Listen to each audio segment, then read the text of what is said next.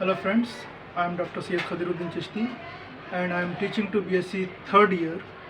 Our today's topic is Davison and Germer experiment. Davison and Germer experiment. This experiment is actually experimental proof to the de Broglie hypothesis. De Broglie said that whenever a particle or an electron is in motion, a wave is associated with that electron or with that particle. So here Davison and Germer demonstrated and they calculated the wavelength of the wave which is associated with the moving electron. So experimental setup consists of one metallic plate known as the cathode. It is heated with the help of the filament, and cathode is supplied with some negative potential. Then these electrons which are emitted by the cathode due to the thermionic emission, they are allowed to pass through the slits S1 and S2 so that they form the narrow beam of the electrons. This narrow beam of the electron is allowed to pass through a metallic cylinder. This metallic cylinder is connected to the positive high tension battery and it is acting as the accelerator. It accelerates the electrons. The velocity of the electron increases and these electrons are going to collide with the metallic plate. This plate is generally nickel plate. We are using the nickel plate having the atomic distance as 1.5 angstrom, 2.15 angstrom. In this metallic plate there are the arrangement of the atoms, and when highly speeded electrons which are coming from the accelerator, they collide with the metallic plate, they will be diffracted in all the directions. They will be diffracted in all the directions. So we are placing here one detector, and detector will select a particular place where the diffraction of the electrons are more.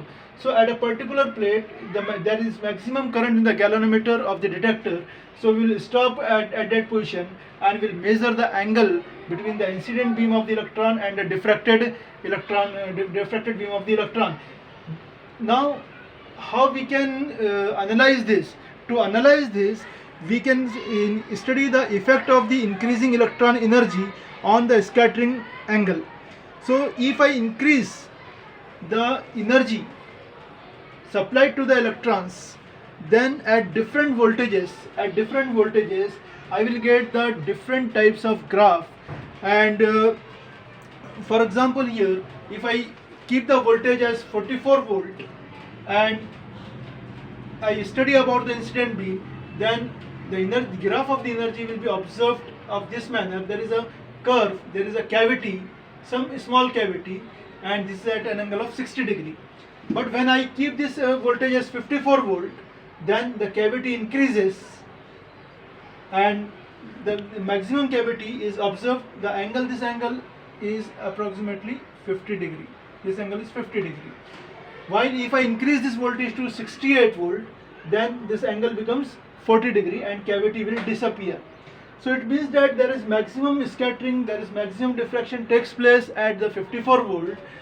So I can use here the formula for the diffraction as d sine theta is equal to n lambda, where d is the intermolecular distance and it is taken as 2.15 for nickel, and sine of 50 degree is equal to n is 1 here, first order diffraction, lambda. So I calculated this value as 2.15 into 0.7660. This comes out to be approximately 1.61 value. Now if I calculate, if I put this value of the voltage in the formula of the de Broglie hypothesis as lambda is equal to 12.27 upon square root of V, then lambda will be equal to 12.27 upon root over 54, which comes out to be again approximately 1.61.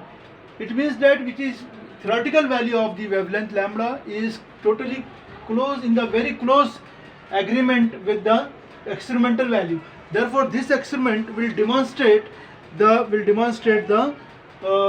experimental proof of the de Broglie hypothesis that a wave is associated with the moving electron. So this is a summary of the today's lecture. Thank you very much.